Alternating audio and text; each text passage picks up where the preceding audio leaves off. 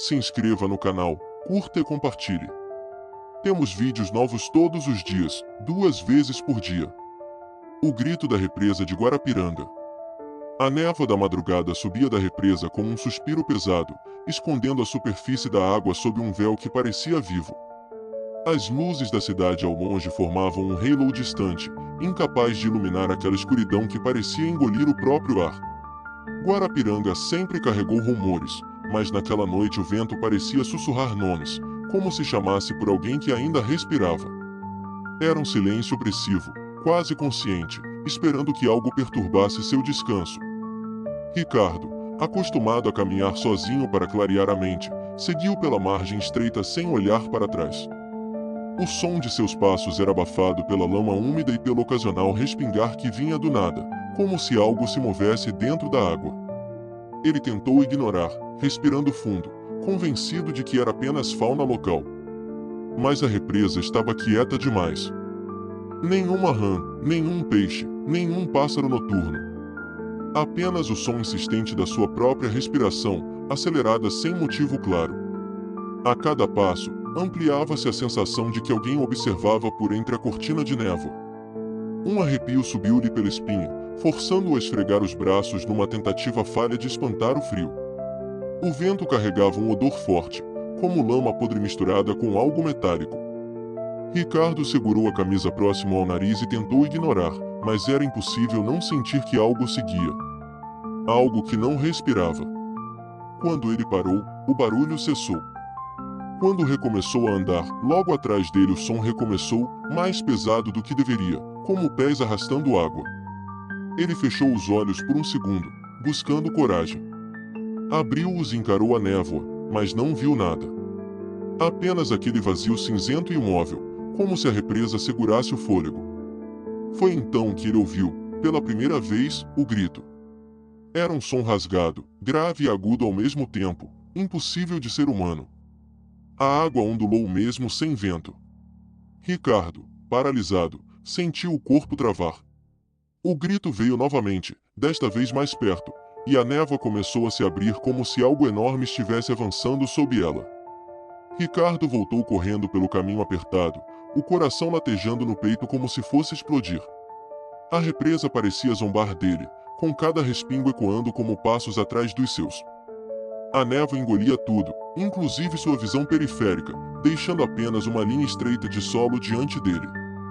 Ele tropeçou e caiu de joelhos, sujando as mãos de lama fria. Quando tentou levantar, viu algo no canto da vista, uma silhueta na água. Alta. Magra. Retorcida. Ele virou bruscamente para encarar, mas a névoa fechou-se de novo, escondendo-a. Sua respiração estava tão alta que encobria qualquer som ao redor. Mas o grito, aquele mesmo grito de antes, ecoou como se tivesse sido lançado dentro da sua cabeça. Ele gritou de volta, sem perceber, levantando-se num salto e correndo outra vez. Ricardo enfim alcançou a área onde algumas luzes públicas ainda funcionavam. Mas mesmo ali, o ar parecia pesado, como se a presença da entidade tivesse alcançado também essa parte da represa. O vento parou por completo. A superfície da água ficou tão lisa quanto vidro. Ele encarou aquele espelho mórbido, tremendo, esperando ver o reflexo de algo atrás de si. E ele viu. Uma figura atrás dele, mas não uma pessoa. Era como um rosto feminino inchado pela água, com cabelos longos grudados no rosto e a boca aberta num silêncio eterno. O reflexo observava, mas ao virar para trás não havia nada. Quando olhou para a água novamente, o rosto estava ainda mais perto. Ricardo tropeçou para trás e correu sem direção, apenas fugindo do que quer que estivesse emergindo. No último segundo antes de sumir na trilha, ouviu um terceiro grito, mas agora, não vinha da água. Vinha da margem.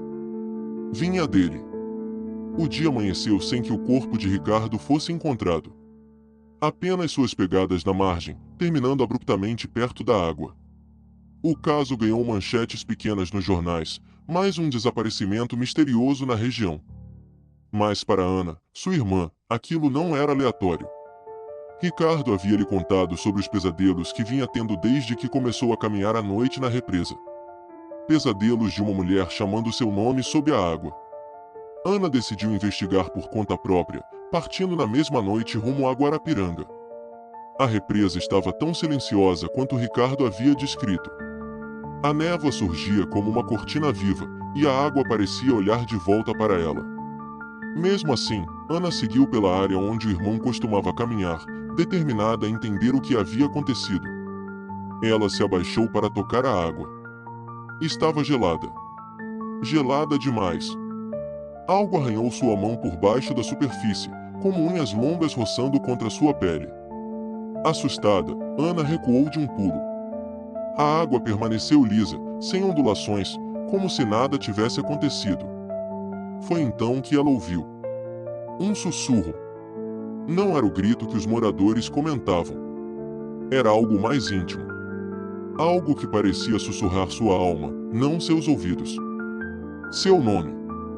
Ana, ela regalou os olhos e virou-se rápido demais, quase caindo. Nada. Apenas a névoa se movendo suavemente, como se tivesse acabado de desfazer uma forma humana. O sussurro voltou, agora vindo da água. E dessa vez, ela ouviu claramente: Ana, o Ricardo não morreu. Ciente de que havia algo terrivelmente errado ali, Ana decidiu permanecer na margem, observando cada detalhe. A represa parecia pulsar, como se estivesse viva. O luar refletia-se na superfície, mas o reflexo tremia mesmo sem vento, como se algo se movesse por baixo. Ela sentou-se perto da beira e respirou fundo, tentando controlar o medo crescente. Foi então que viu o primeiro sinal. Um pedaço de tecido emergindo lentamente da água. Era escuro, encharcado, parecia parte da camisa de Ricardo. Ana se aproximou com cuidado, ajoelhando-se enquanto estendia a mão para puxar o tecido. Quando seus dedos tocaram o pano, a água ondulou de um jeito estranho, formando círculos perfeitos, como um chamado. De repente, a água explodiu para cima. Um braço subiu, agarrando o pulso de Ana. Ela gritou e tentou se soltar, mas a mão era fria como gelo, apertando com força impossível. A cabeça de Ricardo emergiu logo em seguida, mas não era Ricardo. O rosto estava inchado, os olhos esbranquiçados, a boca aberta como se tentasse respirar sem conseguir. Gotas de água preta escorriam de suas narinas. Ana, murmurou a criatura. Ela se soltou com um puxão e caiu para trás, rastejando pela terra úmida. O corpo afundou de novo, sumindo como se tivesse sido puxado por algo maior. A superfície voltou a ficar lisa. Quieta. Impassível.